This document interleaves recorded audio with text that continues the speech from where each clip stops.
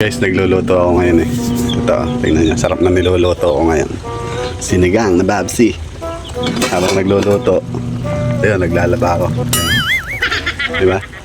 Dito ako sa bahay, ako masusunod. Ito nga pala yung niluluto ko. Sinigang.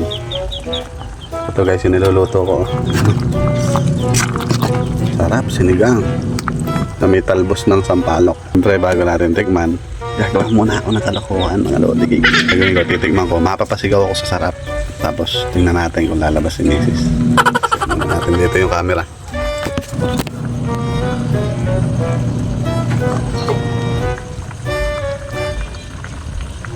Alay, sarap nito.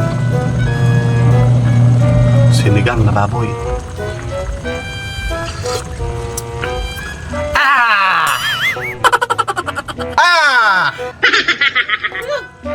Sarap ng sinigang.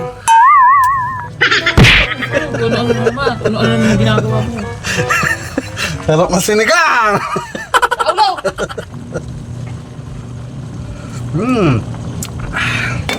Batukan pa ako.